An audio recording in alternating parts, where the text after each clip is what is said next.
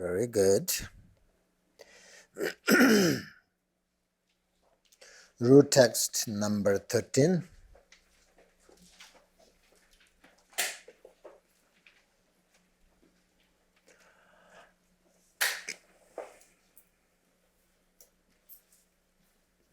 Furthermore, appearances eliminates the extreme of existence. Yanya navi yonta serva tangs.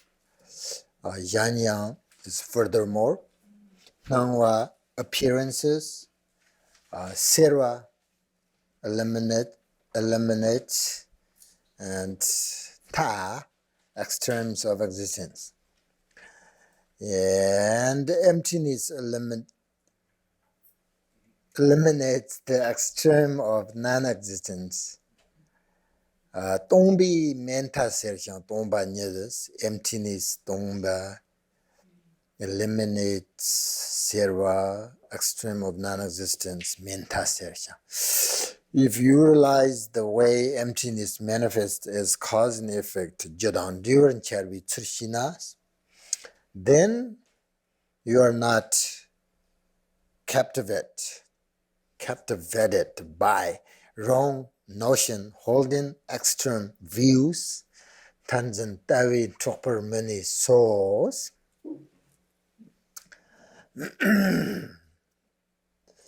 Okay, this stanza talks about two extremes, yonta and menta.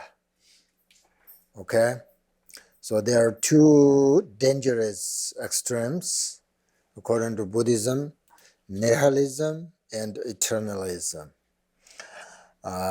So nihilism is belief that all things just arise by themselves. Okay, like when the sun rises in the east, no one is there to make it rise. When river flows downhill, nobody is driving it downwards. Okay, that's the belief. When I studied Buddhist philosophy, middle way, we have this kind of things. I think it still exists in India. I think this, right? I think so. This nihilism and eternalism, still we have those. So nihilism is like that. So they just, all these things just are by their own nature, and with everything in this world, whether good or bad, all phenomena just arise spontaneously. So, and there is no past, no future lives, no karma, no liberation.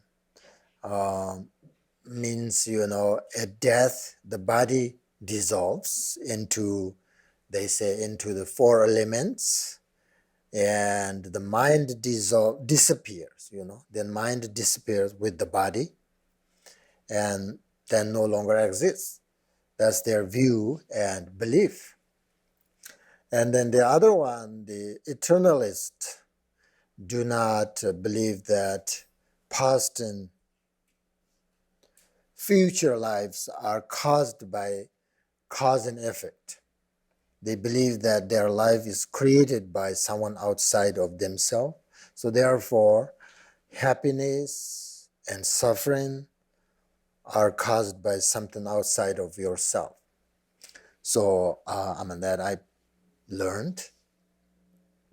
So they believe in a sort of permanent self. According to Buddhism, both these are kind of, mistaken and wrong views. Therefore, we talk a lot about dependent arising. So that's why Lama Tsongkhapa says here, two extremes, Tongbi Yontaser, Nangbi Yontasir, Tongbi Mintasir here, two extremes. So therefore,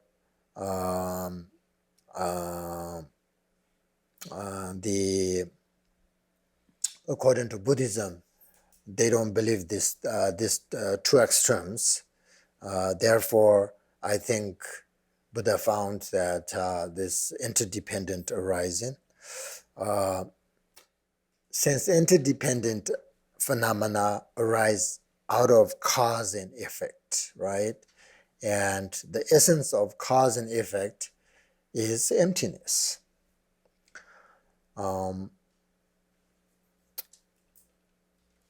The extreme of inherent existence is removed. And since emptiness has the ability to appear as dependent arising, the extremes of nothingness is also removed. So therefore, this stanza says, appearances eliminates the extremes of existence. Emptiness eliminates the extremes of non-existence. So I think there's these two extremes. So if we understand the interdependent, dependent arising, then, and emptiness, then we don't have both of these extremes, the problem. So emptiness and dependent arising are therefore established as inseparable. That's so important in Buddhism. That's why. So that's why we have two extremes. If these emptiness and dependent arising not established as inseparable, then we have problem. We have this either, this we have, extreme. So that's why this must, this is the nature of phenomena. So this inseparable, this view is so important. Appearance and emptiness come together in such a way that that we can posit both simultaneously with regard to a single object. These two aspects, appearances and emptiness of intrinsic existence, characterize everything that exists. So you see, appearance eliminates the extreme of total non-existence. Things are not totally non-existent because they do appear, okay? And emptiness eliminates the extreme of inherent existence. Things are not inherently existent. So if you realize the way emptiness manifests as cause and effect, then you are free from these two extremes.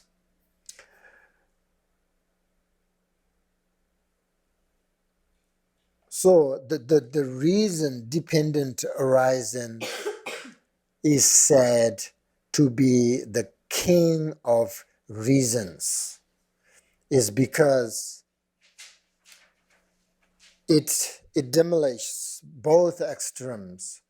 Tawa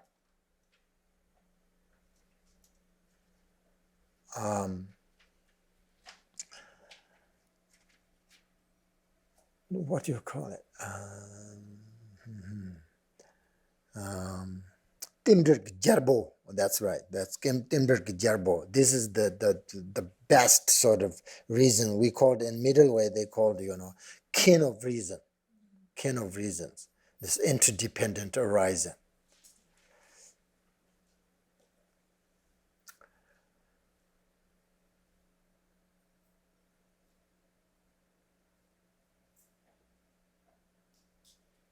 If we recognize awareness of the ground,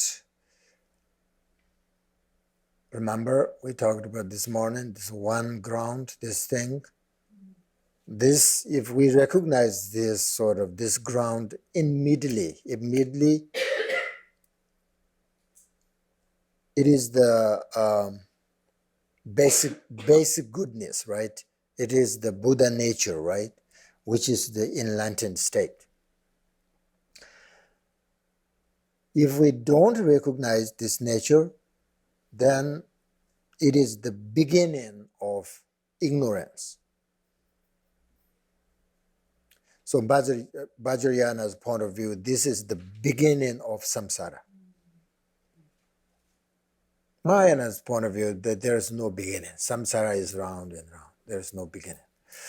Vajrayana say there is a beginning. This is the beginning. So once this appears, this ground appears, immediately, if you don't recognize, then samsara is the beginning of ignorance and the very cause of the deluded state.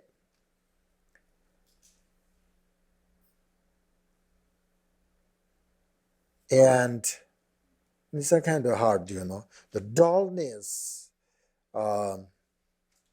come into our minds when we don't recognize the liminals, the true nature.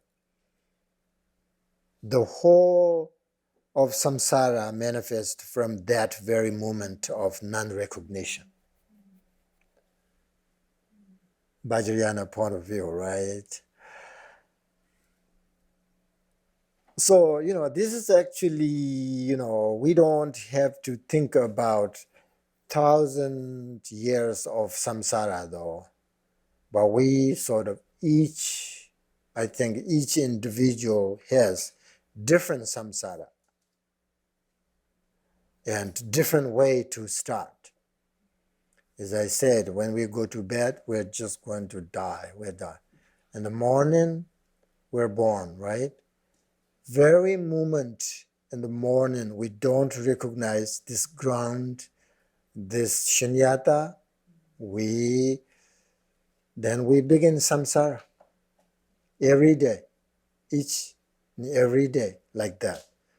Sometimes people think samsara is, when we talk about samsara, people think, oh, that's like thousands or like beginningless. We are thinking like that. It's not that. It's samsara. Samsara is our life, right? Our life is just day to day. So what I think is, evening we're going to die. In the morning we're born. So then that's so important. At the very morning, the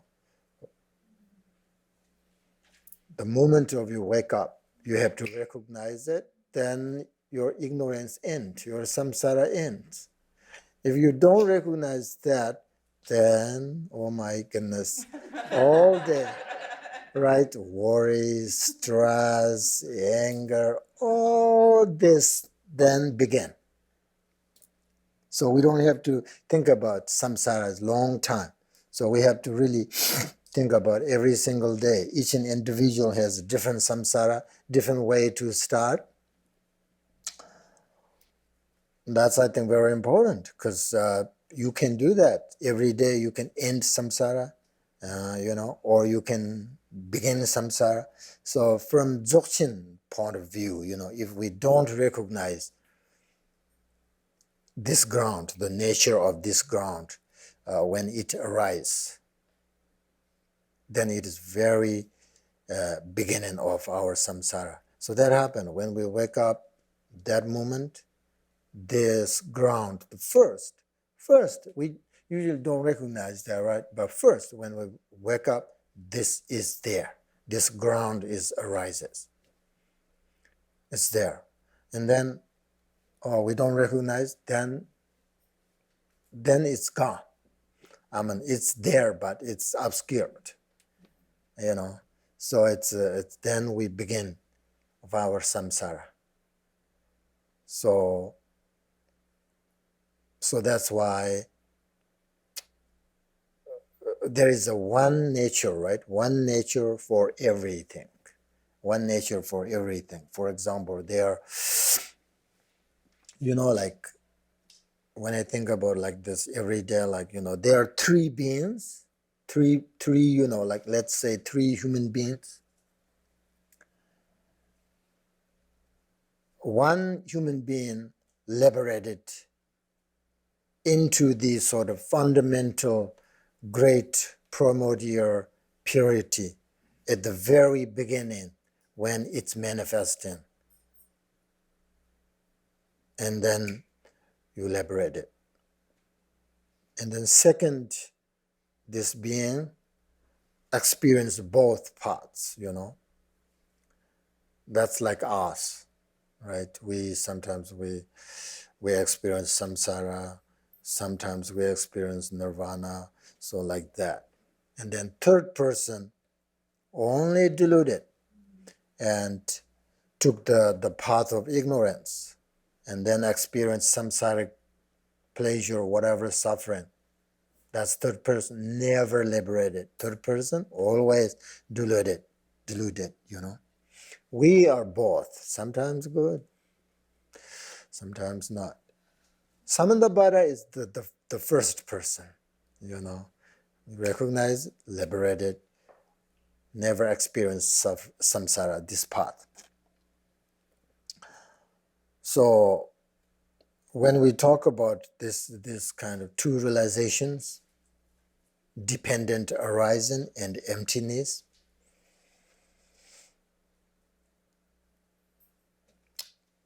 there are three levels, In Tibetan we say ko, nyo, to. So the first ko means you have to like conceptually understanding these two realizations, right? I explained you, and then you understand. Oh yeah, we separated. Everything interdependent arising, but when we see it, we don't recognize its emptiness, right? And then when I say it, oh yeah, they are never separate. Naturally, their nature is never separate, right? We separate because our relative mind. So you heard that, you understand. Oh yeah, this is So when we explains, and then this dependent arising and its emptiness, the true nature of phenomena. So then you understand, this must be, these two realizations must be established as inseparable, So that's the core. It's extremely important to know, right? First to understand, to know this kind of intellectually. Through that, you can come to understand the teachings of Buddha, which describes reality in two ways, the relative and the ultimate, which is how things appear and how things truly are. You will understand all of that. That's ko, means to, understand. And the second is nyong, is a little bit deeper than ko. Nyong means like directly experiencing this realization, not only intellectually, experiencing this realization. So you start to practice and you really sort of clearly see this inseparable realization. Not just intellectually understand it, but you really get it. You really get it. You experience it. Okay? Either through read a book, through instructions from teacher, through whatever your meditation, you get it. You experience it. That's what we call nyong, When that happened, then you get confidence, that you know what self-knowing wisdom. They're talking about this self-knowing wisdom, It's through your own sort of personal experience of it. So that is what we call introduction introduction to the great middle way, the true nature of appearances. The middle way, they do that. So sometimes the teacher pointing out instruction, that's they call it, the introduction. So you just not this goal, but you nyong means like experience, you get it through that pointing out instruction. So when this happens, you will know that you can destroy. You really believe that you can destroy this self-grasping. Through intellectual understanding, maybe maybe I can make sense. Through reason, through logic, proof, everything like this, maybe I can destroy my self-grasping. But this is not like that. The nyong, when you get the nyong, then you really believe, you really know that you can do this. You can destroy your self-grasping.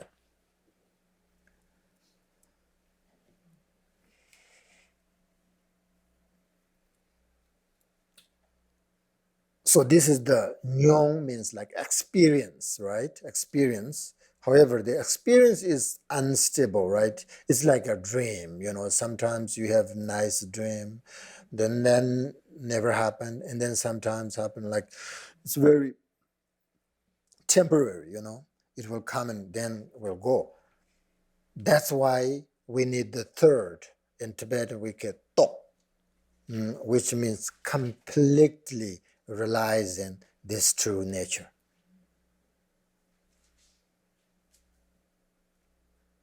So on the basis of your experience and on the basis of your understanding, you continue to practice, and then at the same point, you develop what we call special confidence in your Buddha nature,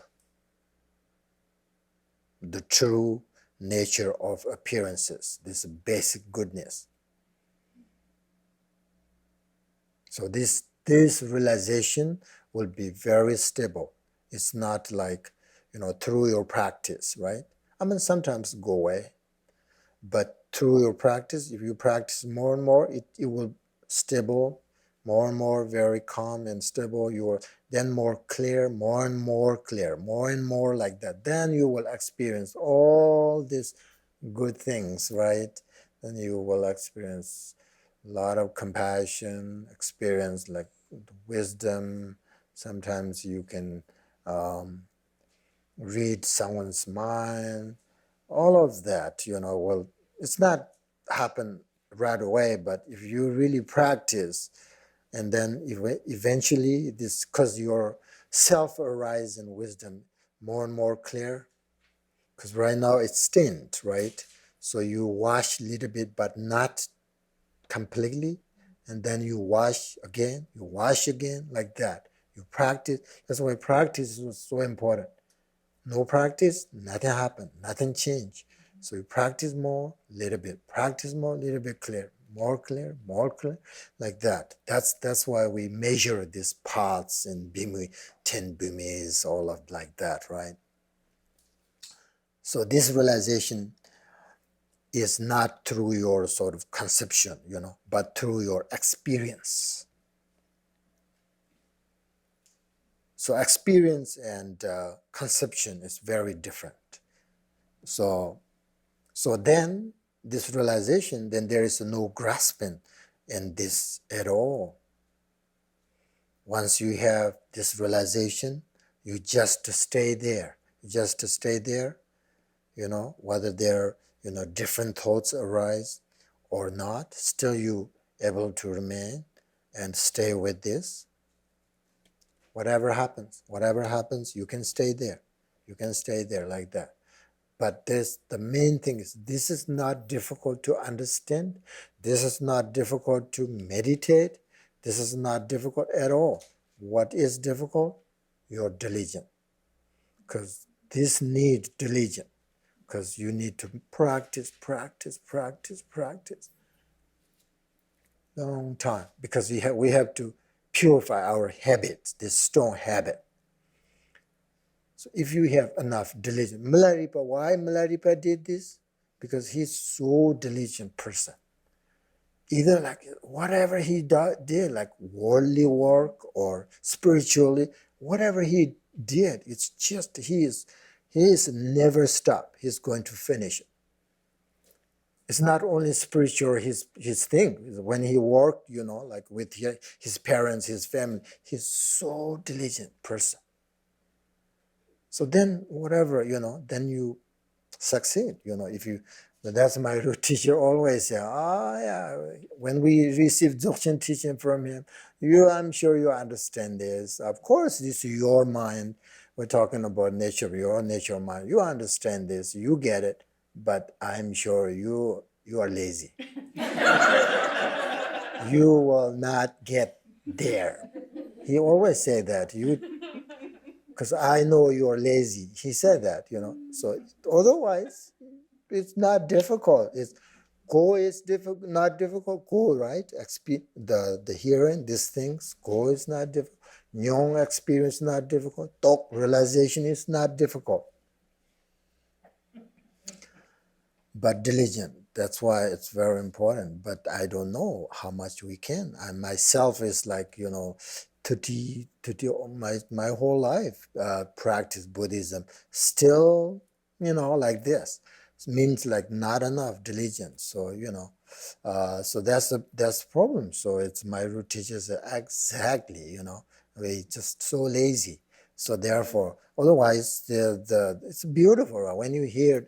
I mean, if you have Vajrayana's, connection, karmic connection, if you have, then when you hear this Dzogchen teaching, whatever emptiness, nature mind, it's so beautiful. It's like, oh my goodness, I just like, you just, it's just, I want that. But then when we meditate, a little bit difficult, right? Meditate is so many these different thoughts and this habit, and then it's just difficult. It's difficult to continue to practice. So if you continue to practice, enlightenment, your hands. Even like this lifetime, you can do that. Because naturally, you are pure, right? We have this basic, this ground shunyata. But so this dirt is so thick, so we need diligently wash it. Otherwise, so then,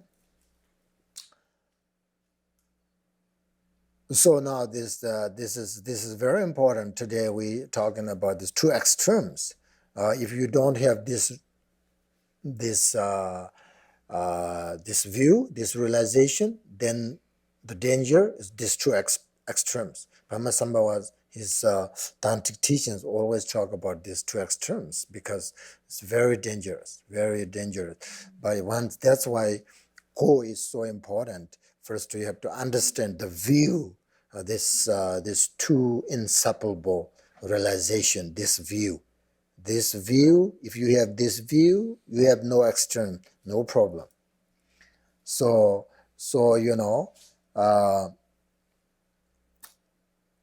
and then just meditate, right? Just practice. So first you understand, then you meditate. You get a very strong sort of experience for sure when you meditate about it. Your meditation, you experience about it, and then you can really do it. That's they said, do it. Like for example, Milarepa, when he meditated, day and night, day and night, day and night. And then he had a very strong sort of experience that he could fly, It's not there yet, but he experienced. There's nothing solid, It's like sometimes he experienced, where is my body, Everything is very light, because you're focused on your nature mind, so you experience, and then he experienced he could fly, and then he meditate, and then later on he really was able to fly. That's tok. means realization, complete realization. So first you have experience, and then you can do it. Anyway, that's this stanza talks about two extremes. But if as long as you understand this realization, true realization, don't worry. Otherwise, dangerous. That's why dzogchen is usually dangerous. People just give dzogchen and then they don't have enough education, this kind of things. Then there is nothing, like nothing exists, so I can kill, I can do whatever I want. So this kind of extremes, is so dangerous. But when we have this correct view, then we're fine. We don't worry. Now, 14. Number 14, the root text. When you have realized the point of these three principal aspects of the path, tertalam jitso namsamji nandumranga jibjin tokpatse wembatente tsondi topchenni tanjinduma nyerda dripshik. When you have realized the point of these three principal aspects of the path, just as they are, rely upon solitude, generate the power of effort. See, he says here, right? And quickly accomplish your final goal, my child. That's so beautiful.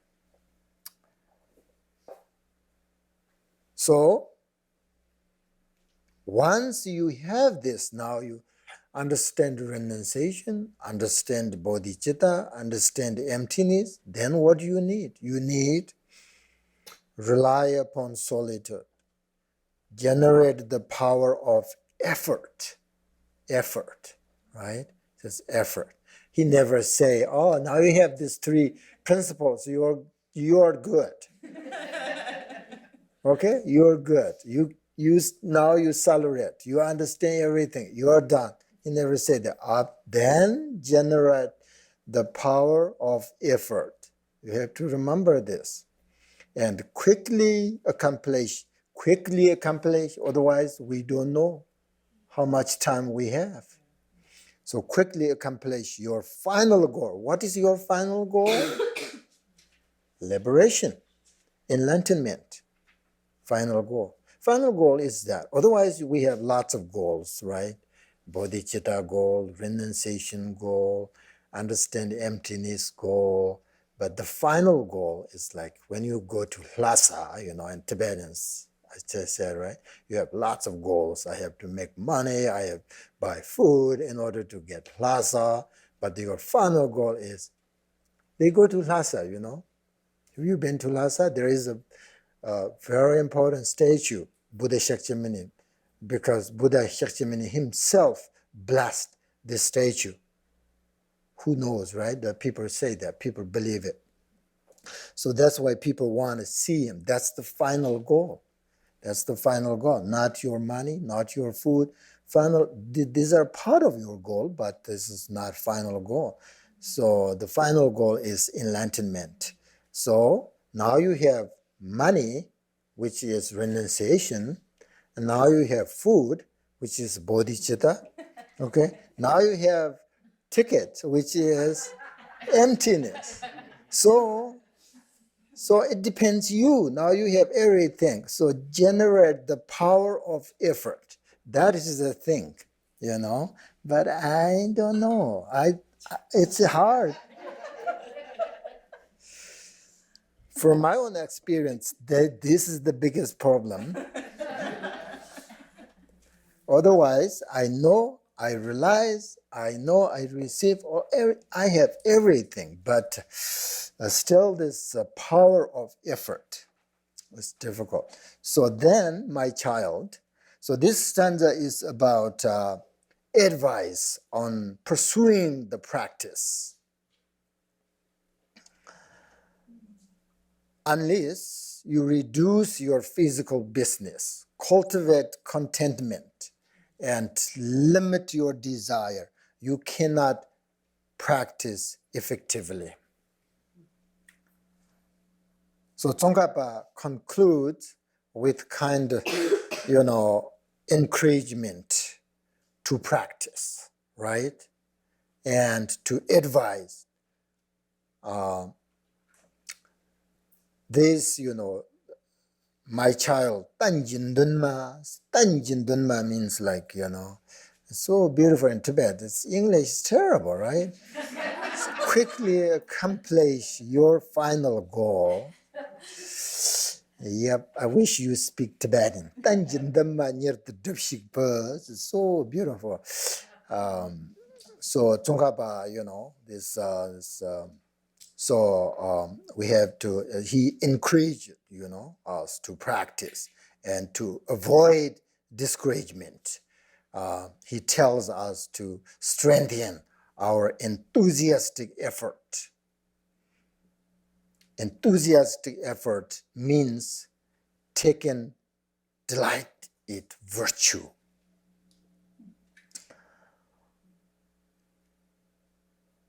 And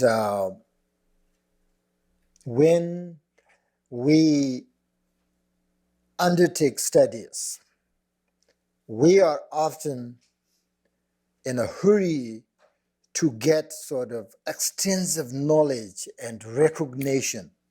When we begin a retreat, we hope for visions and we hope for signs and all of that. This hope and these expectations will almost certainly be dashed and prove an obstacle to the very things we wish to attain. So, Dzogchen masters, no hope, no fear, no expectation. Just when you recognize, you just meditate or relax and just continue to do it. There's nothing other than that. But for enlightenment, we should have the persistence to spend as long as it takes, even many lifetimes, to bring about inner change. We need sort of that kind of commitment, not just right away something's changed, but But our goal, our aim, I think, should be to make small changes every day, I think. That's what I do. Not big change, because I can't do that, right? So small changes every day is very good, day by day, because ultimately, like, we're changing every day, but our changing is not necessarily good, So, so we need kind of, like plan, commitment. Or I'm going to change this today, and then tomorrow I will do this, like kind of like that, small changes, small changes, day by day, and then rather than big changes quickly, We love big change quickly, right? Because technologies, you Westerners, just habit, right away change it, right away search and find it. There he is. But that's difficult, small change, okay? You should let go of that habit, You push the buttons and then there he is. So everything's there. That's too much. I think spiritual things, that doesn't happen. Small change, I think. That's my advice, okay? If you want. And it is important to know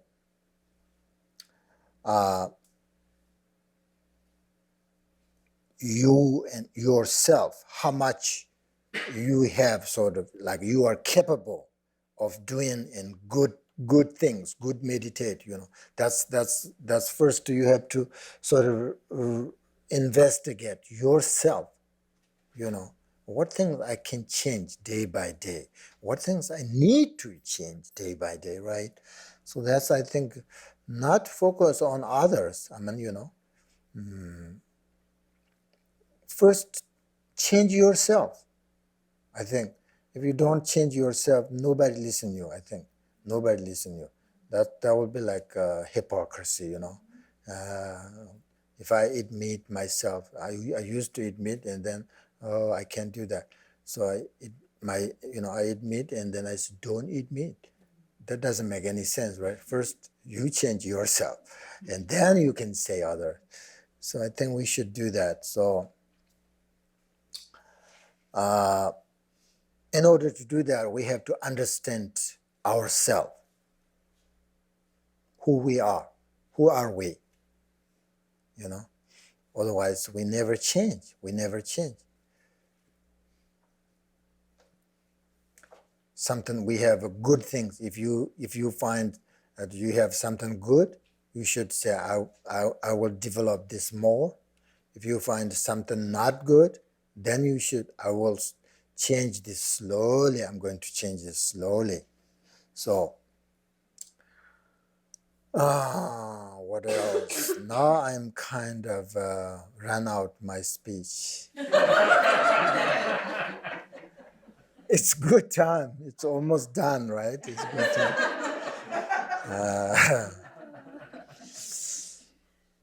And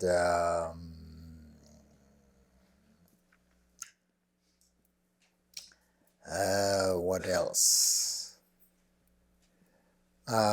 So now here again, that's that. And then the root text says, my child here, right? My child.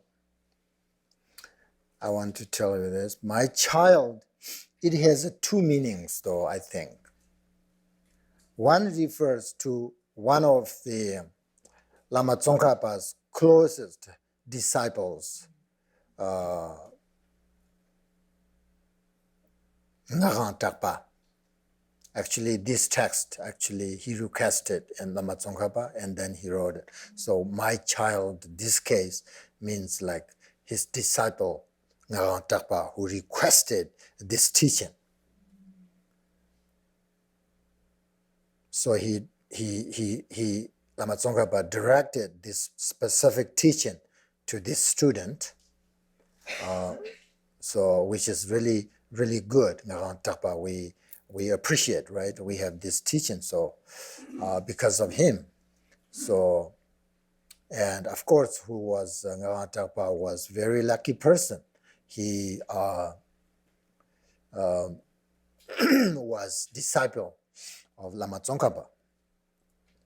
And then I think the other meaning of my child is for whoever practice this teaching.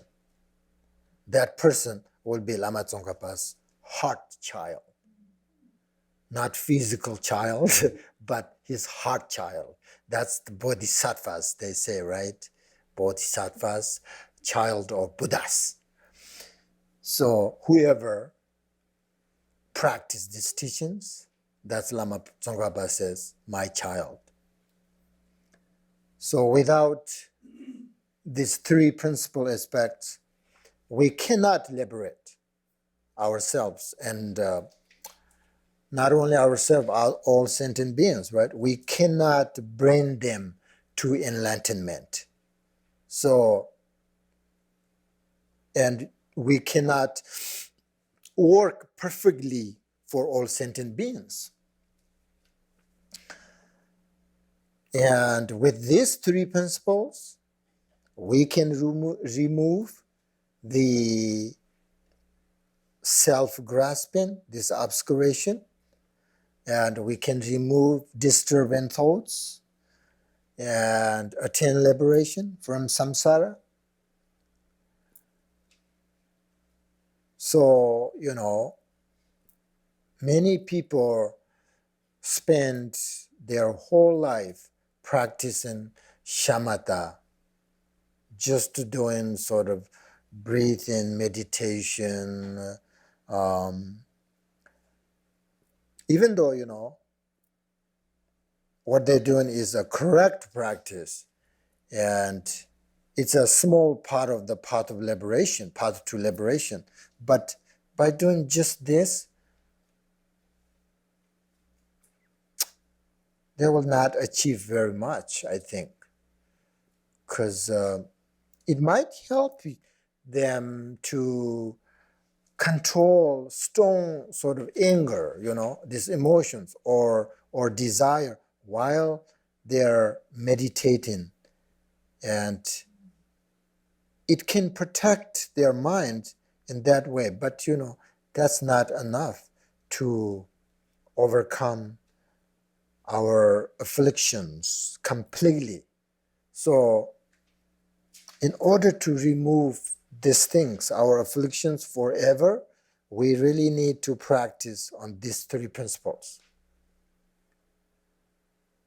So these three principles so important. These are not, as I said, these are not just a Gelug thing, We all can practice Nyingma Sarcha Gelug. This is universal teaching. And we have this kind of universal teaching that we can practice all the time. Like Satya tradition, they have this pattern from the four attachment. These are universal teaching, And Nyingma, we have this Longchenpa's, the relaxing mind, whatever, Simnyen Ngarsu. These are universal teaching. Everybody can practice. It's so important, these kind of things. So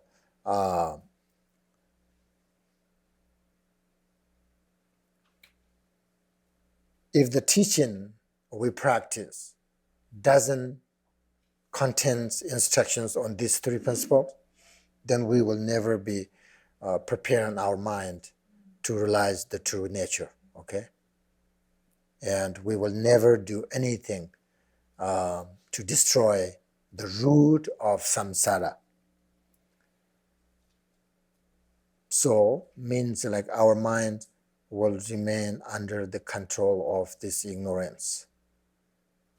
So we will die with the ignorance, we will be reborn with the ignorance, or we will do whatever our daily activities with the ignorance. We will continue to suffer with the ignorance, right? So, but with these three principal instructions, then we have a chance to say goodbye, ignorance, and we have a chance to see amazing these human qualities. We have chance to see the perfect Buddha on our minds. So therefore,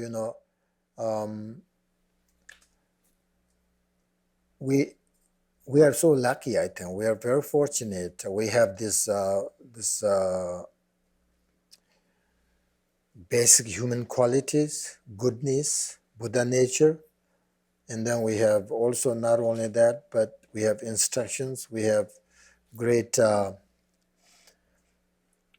precious human life. So we are very fortunate. I think we are very fortunate. So we should not die with ignorance. So,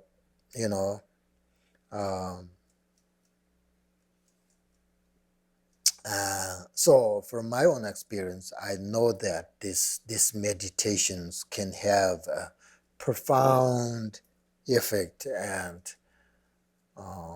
cause sort of great peace and openness, and then we can easily know how to relate it to others. And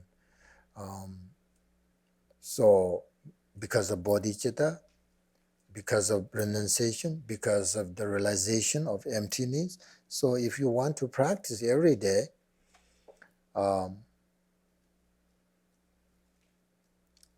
and if you don't know how and what kind of meditation practice you should do for your daily practice, then I think you should start your daily meditation practice by practicing on these teachings, these three principles, right? There's only three, right? Not many, so it's not complicated. So just start with renunciation, right? But remember, this says renunciation need practice with bodhicitta. So I would say first practice renunciation bodhicitta together as a trim, and then you're really good about it. Then I can give you the pointing out the nature mind, because I have it. That would be interdependent arising and its emptiness. That's the spontaneous, this inseparability, or what do you call it, inseparable, this realization, I can give you that.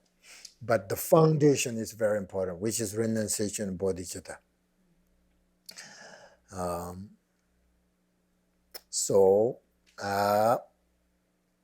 Very good.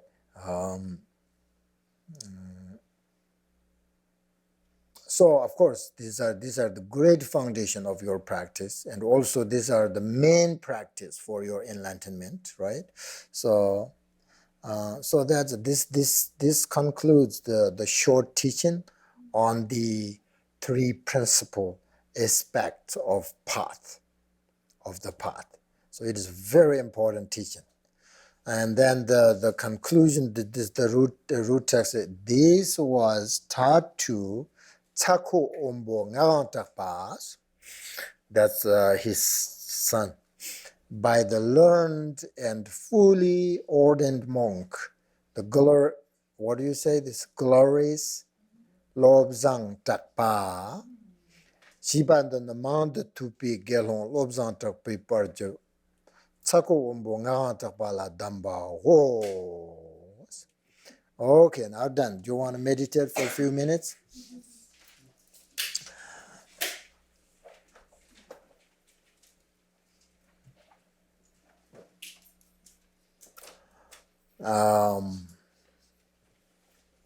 Meditate.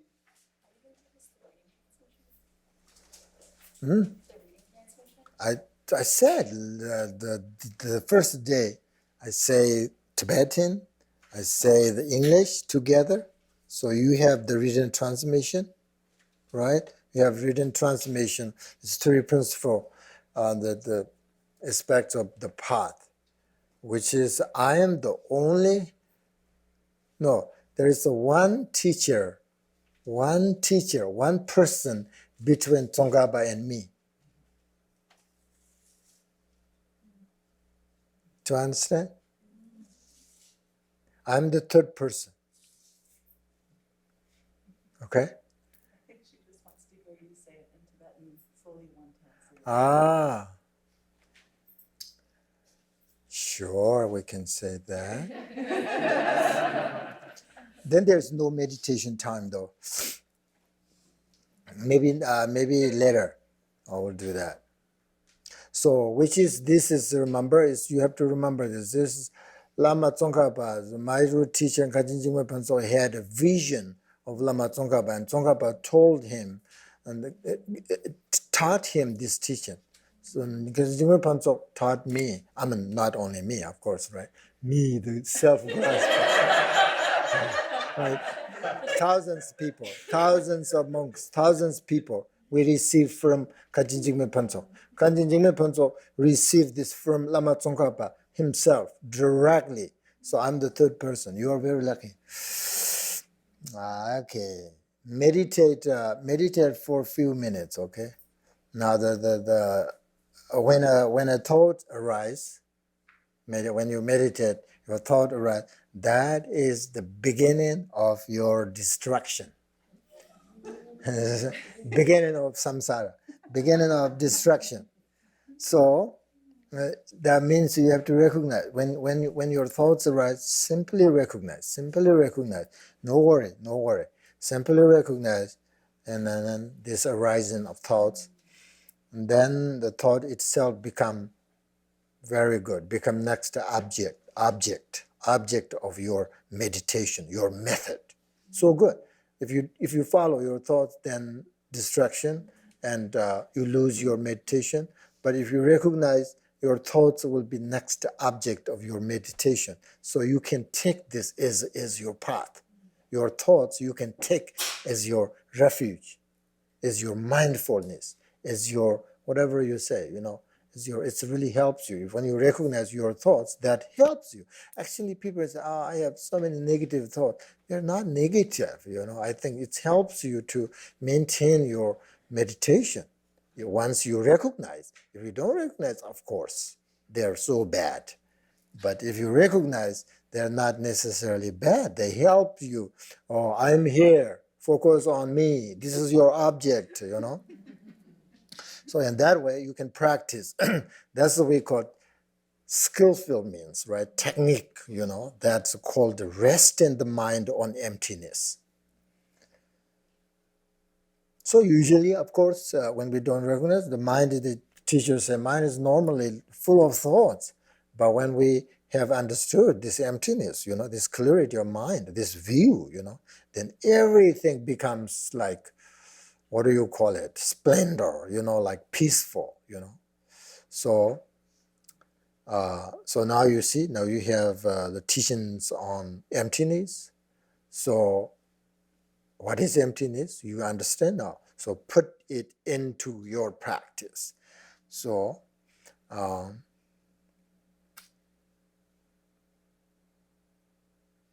so when we say emptiness, we think the self, right? We think the self and body are in a dependent relationship.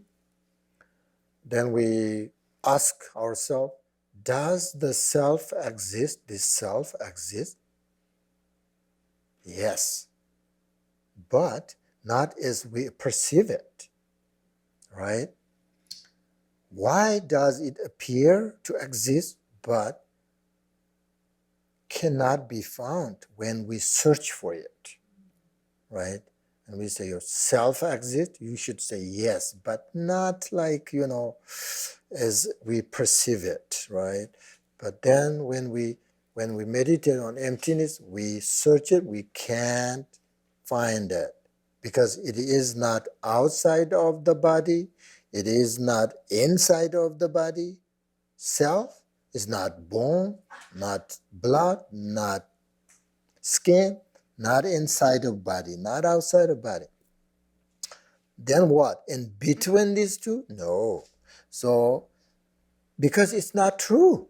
It's false. It appears to be what it is not and exist in a way which doesn't accord with how it appears. So when you search like that within both your body and mind and self, you can't see it. Then you just relax there, right?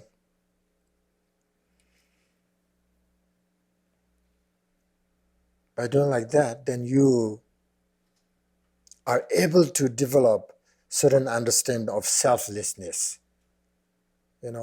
When you don't understand this, there's emptiness, this kind of teaching, then when we talk about selflessness, kind of scared, right? But now you understand everything. We are very well. So it makes selflessness, don't be scared, right? We have, yes, self exists, yes, but no. So it's kind of strange, it's tricky. So when you're looking at your mind directly, you are seeing its nature. You don't see itself. Nature, what is it? What is nature? You see, ngo ramjin tukje. This means like essence, nature, and compassion.